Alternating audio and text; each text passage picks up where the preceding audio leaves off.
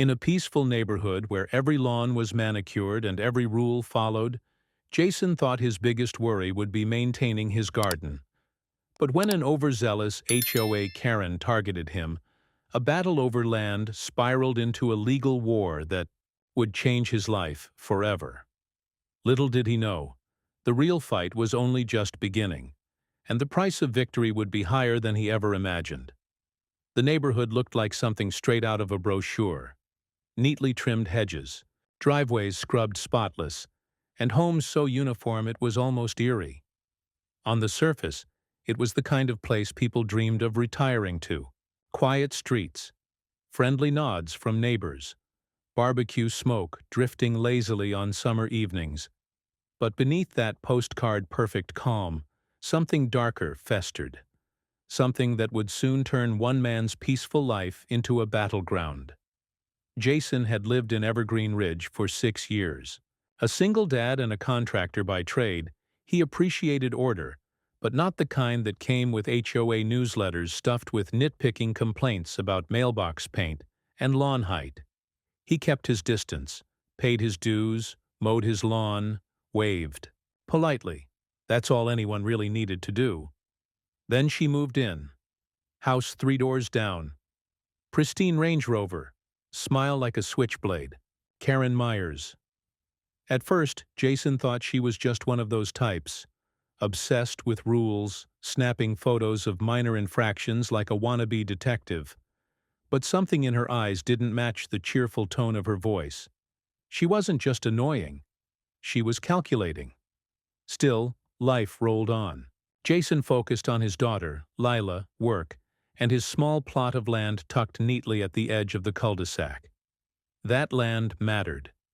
He'd bought it with his own savings and poured weekends into shaping it, planting trees, building a shed, marking every inch with pride. It wasn't big, but it was his. So when the first letter came, unsigned, typed, delivered in an envelope without a return address, he thought it was a mistake. It claimed his shed was encroaching on community property. No citation, no official seal. Just a line. You are in violation of HOA territorial guidelines. Jason crumpled the letter and tossed it. But the unease lingered. A week later, orange survey flags appeared near his shed. He hadn't called anyone. Then came Karen. Standing at the edge of his lawn with a clipboard and a smug grin. You'll want to move that structure, Jason, she said. It's technically not on your land. Something twisted in his gut.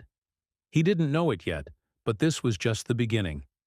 Hey, real quick, if you're enjoying the video so far, make sure to hit that like button, share it with friends, and subscribe for more awesome content. And while you're at it, drop a comment and let me know where you're watching from. All right, let's keep going. Karen Myers wasn't just a neighbor.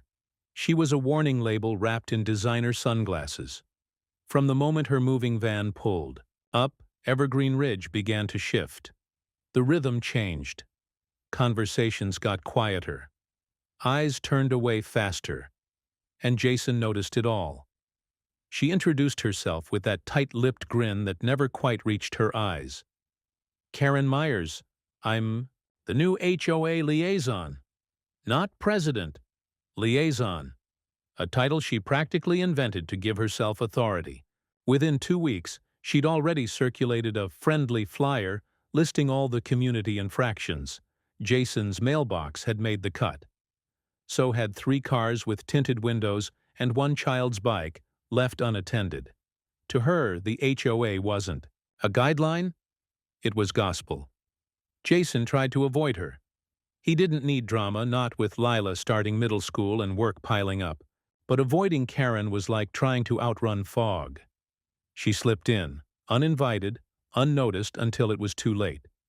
He'd catch her standing just outside his property line, phone raised like a weapon, pretending to scroll as she snapped photos of his yard. One morning, he stepped out with his coffee and found her inspecting his lawn with a measuring tape. You're an inch over regulation, she said without looking up.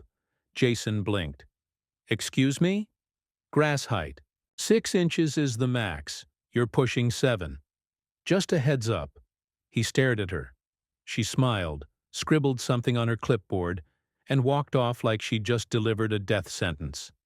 That same week, he got a citation for improperly stored equipment, his toolbox, sitting beside his shed for less than 2 hours. It wasn't just pettiness. It was precision. Karen was building a case. She was digging her heels into a fantasy of control, and Jason's land had somehow become her battleground. Then came the real blow. A formal HOA notice appeared in his mailbox, stamped this time, claiming a portion of his land fell within community-managed green space and was subject to immediate compliance. His shed was now marked for removal. No hearing. No mediation. Jason stared at the letter, heat crawling up his spine. This wasn't about grass or sheds. This was personal. He looked across the street. Karen stood at her window, blinds parted, just enough to see him. She was watching, and she wasn't bluffing. Jason didn't sleep that night. The notice sat on the kitchen table like a live grenade, waiting to go off. HOA documents were usually dry, buried in legal jargon. But this one was sharp, aggressive, deliberate. It accused him of unauthorized use of HOA-managed space, ordered immediate deconstruction of unauthorized structures, and warned of daily financial penalties pending compliance. He didn't need a lawyer to translate that.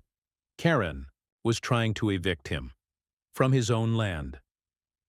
At sunrise, Jason walked out back and stood at the edge of his property.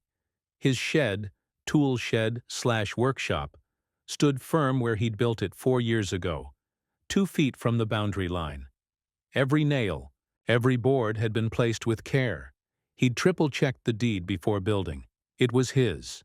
Every inch. But now, little orange survey flags dotted the grass near the back corner. Markers he hadn't placed. Markers Karen must have. He wasn't alone. She was already there. "Morning," Karen said, appearing from behind a row of hydrangeas like a phantom, in yoga pants. "Just making sure everything's in order." Jason clenched his jaw. "You put these flags here?" She smiled, wide and fake. "The HOA had a survey done. Turns out your little shack is sitting on green space. Community property." "That's not green space," he snapped. "It's my land. I have the deed." She shrugged. "Then take it up with the board. In the meantime, you're trespassing." Jason stepped closer, voice low. "You don't get to redraw property lines because you don't like where I built my shed." Karen didn't flinch. "Rules are rules. That line." He'd hear it again and again in the coming weeks. From emails, from letters, from smug HOA reps parroting Karen's script. Each new notice was colder, more threatening. The fines started, small, $50 a day, but escalated fast.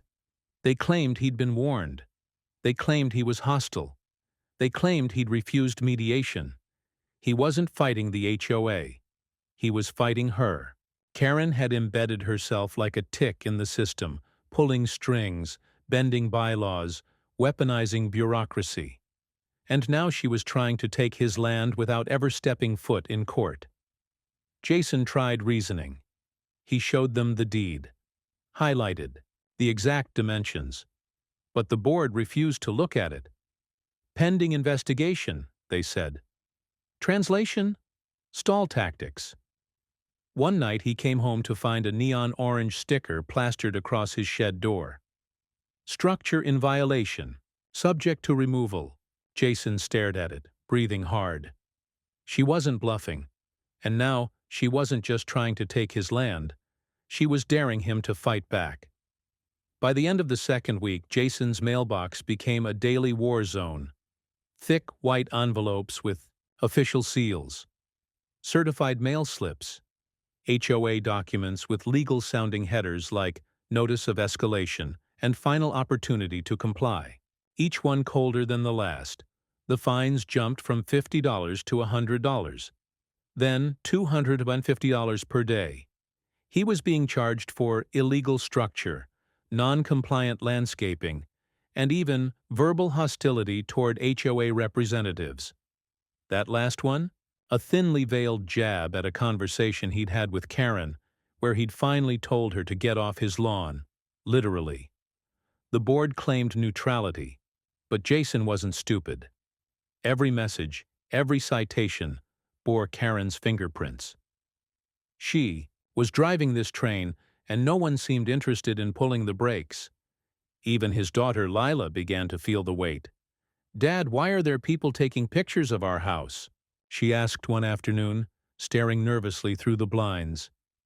Jason followed her gaze. A man in a windbreaker stood across the street with a clipboard and a camera.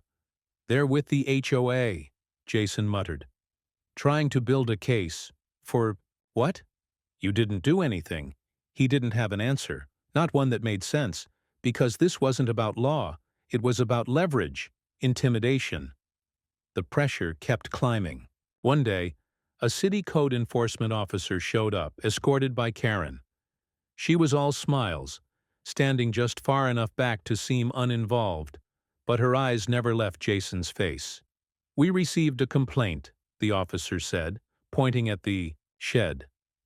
"We're here to confirm code compliance." Jason folded his arms. "That structure's been up for 4 years. No complaints until 2 weeks ago." The officer just nodded, scribbled on his pad, and left. Karen turned and offered a wink. That night Jason found a notice stapled to his fence. Not mailed, stapled. It read, "You are now in violation of multiple HOA regulations. If the structure is not removed within 7 days, the HOA reserves the right to take corrective action." Corrective action. He stared at those words, rage simmering under his skin. They weren't going to stop. They weren't interested in fairness or facts. This was war by paperwork. And the clock was ticking. Jason looked up at the night sky, fists clenched, pulse hammering. They wanted a fight? Fine. He was done playing defense. Jason knew one thing for certain. If he let them dictate the battlefield, he'd lose. He couldn't outshout the HOA. He couldn't outfine them, out-intimidate them, or outstall them. But he could outsmart them.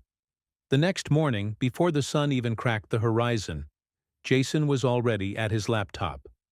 If Karen and her cronies wanted a war of paper and ink, then he would arm himself to the teeth. And he knew exactly where to start. First, he called an independent land surveyor, not the one the HOA used. He paid extra for rush service. He needed cold, hard numbers, something that couldn't be twisted by Karen's interpretations. 2 days later, a gray-bearded man named Harris showed up with a laser tripod and a no-nonsense attitude. Harris spent hours walking the property line, double-checking measurements, muttering under his breath. Finally, Harris handed over the report with a grunt. "Your shed's clean. Dead center on your property." "They're full of it." Jason smiled for the first time in weeks. Next move.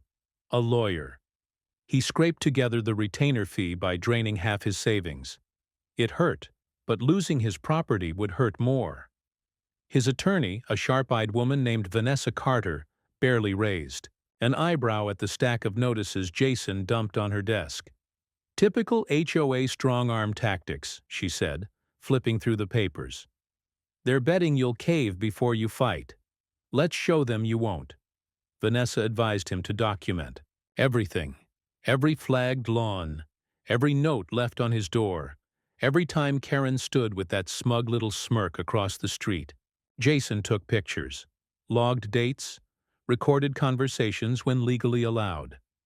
He built a file thicker than the HOA's own rulebook. Still the threats kept coming. Louder now, desperate. Karen must have sensed the shift, the tightening of the net she hadn't planned for. One evening Jason found a fresh notice tacked to his shed. Final warning. Demolition scheduled. Scheduled. They were actually planning to tear down his shed without a court order. Good, he thought, pulling out his phone and snapping photos of the notice. Let them try, because now, he wasn't just playing defense anymore. He was laying a trap, and Karen had no idea she was walking straight into it. The court date was set. Jason had all his ammunition lined up. The survey report, photographic evidence, witness statements. Every night he replayed the plan in his mind, sharpening it like a blade. This was his stand, and he wasn't leaving anything to chance. Karen strutted into the courthouse like she owned the building, flanked by 2 HOA board members and a high-priced attorney. Jason caught the glint in her eye, pure smugness, sharpened, to a point. She still thought she had him cornered. Poor Karen. The judge was no nonsense. Within 15 minutes, Jason's lawyer, Vanessa, dropped the first bombshell. The independent survey report, certified and notarized. Jason watched Karen's face tighten as Vanessa explained, point by point, how the HOA's original claims were not just exaggerated, they were flat-out fabricated. But Vanessa wasn't finished. She pulled out a second document, a newer survey. "Your Honor," Vanessa said, voice steady, "upon conducting a full perimeter survey of my client's property, we discovered an additional, far more serious violation, one that predates Mr. Cole's shed." Jason leaned forward, heart hammering. Vanessa clicked a remote. A large property map illuminated the courtroom monitor. There it was, undeniable. Karen's back patio, and a good 6 feet of her kitchen, weren't sitting on her own land. They were on Jason's. Gasps rippled through the small courtroom. Even the judge raised an eyebrow. Vanessa continued, cool as ice. "Not only has the HOA pursued false claims against my client, but Mrs. Myers herself is trespassing, illegally occupying part of my client's lot, and has been for years." Karen's mouth opened, then snapped shut. Her attorney scrambled through papers, pale and sweating. Jason felt a savage satisfaction burn. Through him, all the stress, the fear, the endless threats, it all inverted in an instant. The trap had sprung, and Karen had walked right into it, head held high. The judge ordered an immediate halt to all HOA actions against Jason.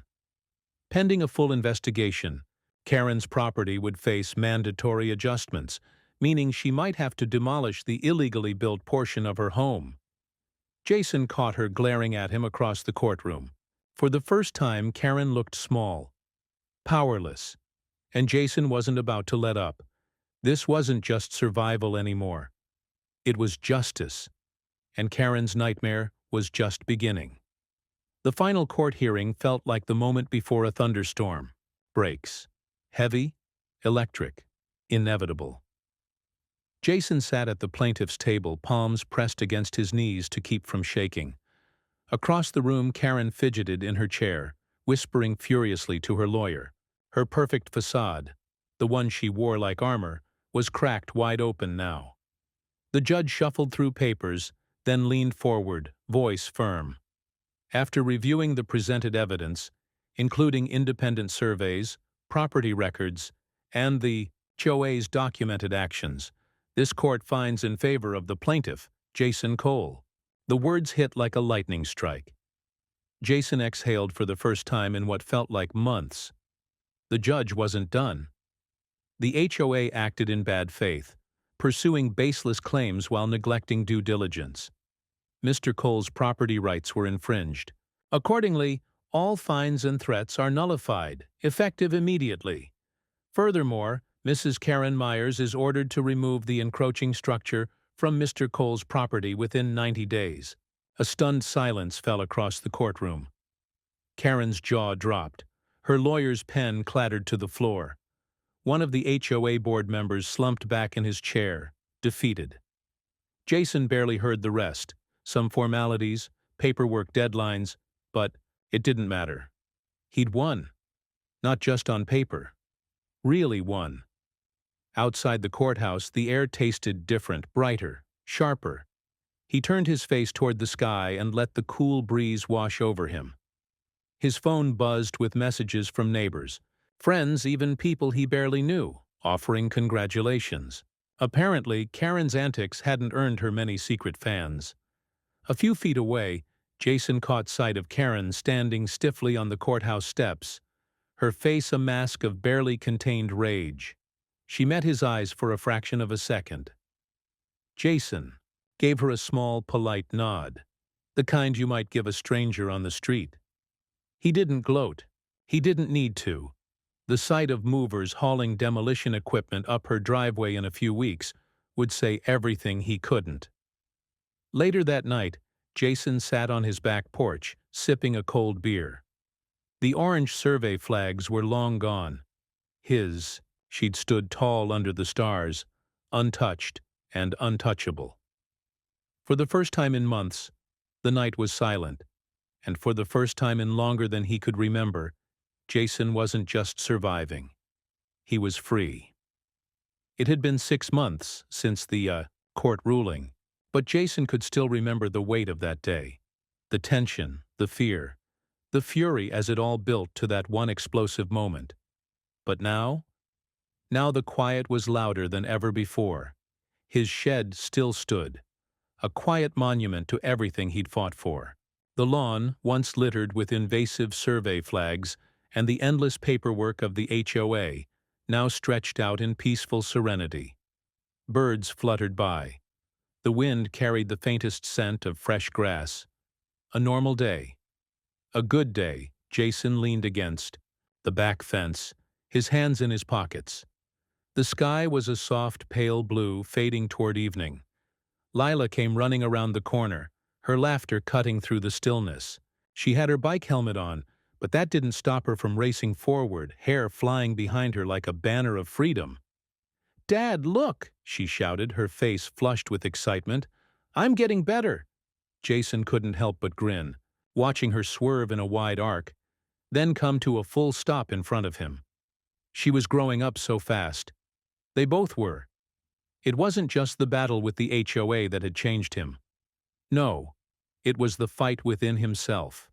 The fight to stand up. When everything felt stacked against him, he'd learned that resilience wasn't just about holding your ground. It was about fighting smart, about knowing when to push and when to let things unfold. The road to victory hadn't been easy. There had been nights when Jason questioned if it was all worth it, wondering if the emotional and financial toll would ever outweigh the prize. But standing there, watching Lila ride her bike, knowing that the land he fought for was finally his and hers, he felt something he hadn't known in a long time. Peace. In the distance, Karen's house sat as a faint reminder of the war he'd won, but it no longer held any power over him. The storm had passed. The quiet, simple life he'd fought to restore? It was finally his to live. Jason took a deep breath. He was free, and that felt like enough. If you enjoyed this video and want to see the next part, let me know in the comments. Don't forget to like, share, and subscribe to stay updated. See you in the next one. Your support means the world.